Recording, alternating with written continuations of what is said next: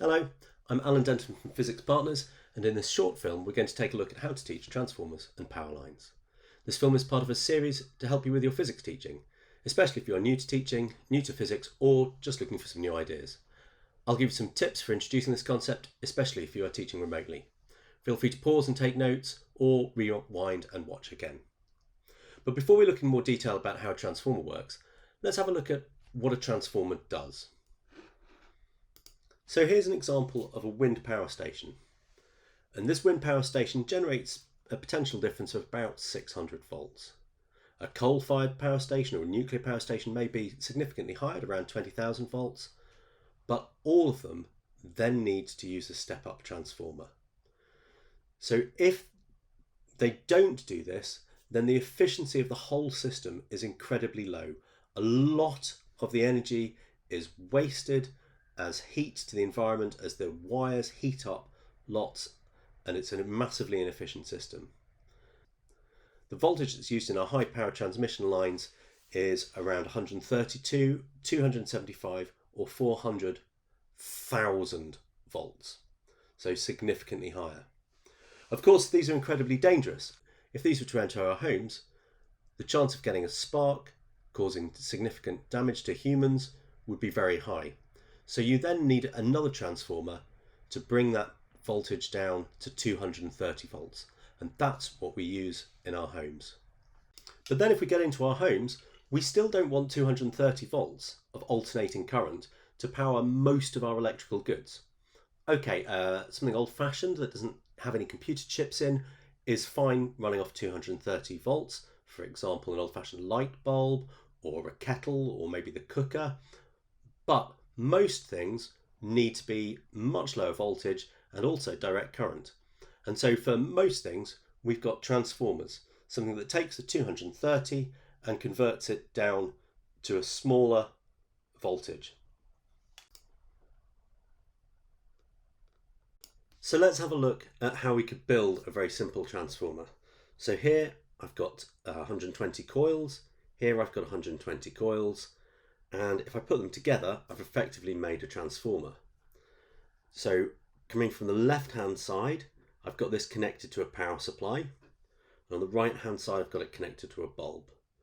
So theoretically, if I turn on my power supply and I place the coils next to each other, we have built a transformer.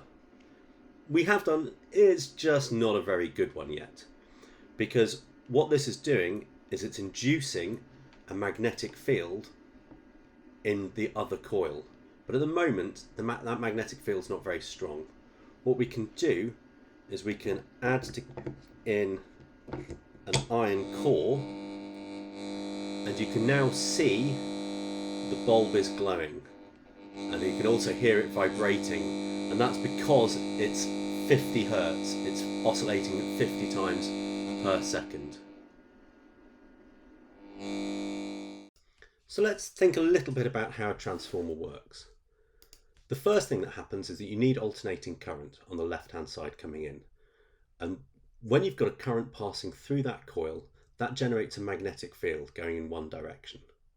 Now, because there's a soft iron core going all the way around, that magnetic field can flow the whole way around that iron core. So that becomes magnetic. In fact, with our C cores, it clamped it together.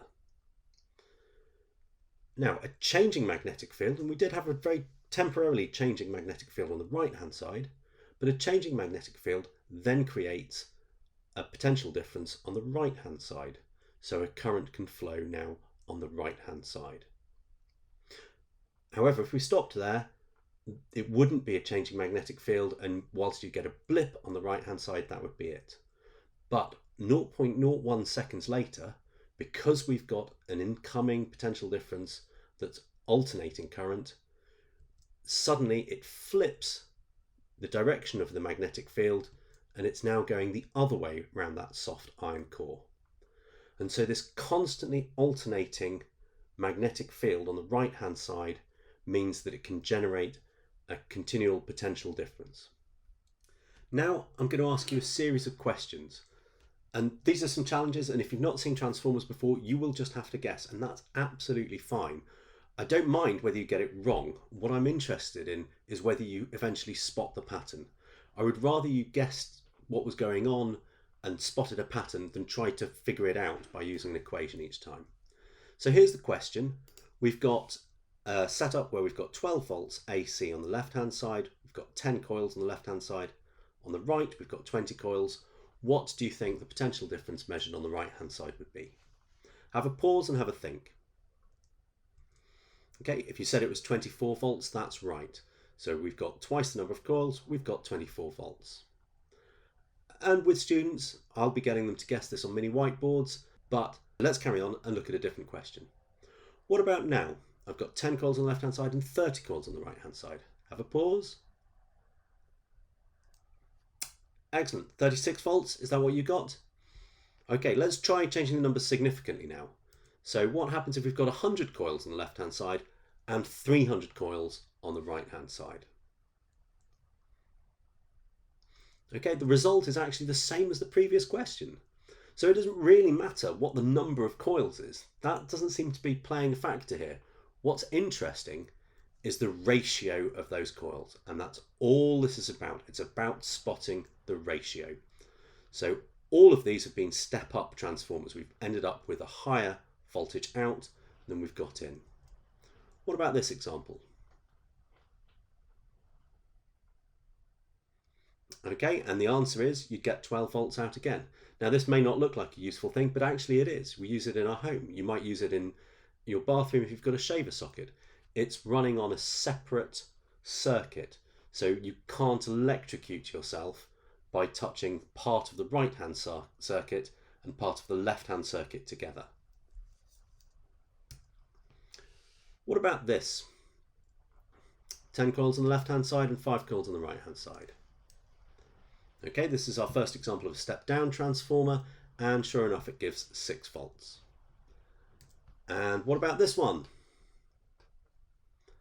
Okay, I'm pretty sure most of you will have said 48 volts, but I was being mean and I did it very subtly as well.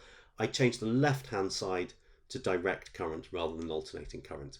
And it is really important that you have alternating current. If not, you end up with a fixed magnetic field going through that soft iron core, which doesn't induce a current on the right-hand side.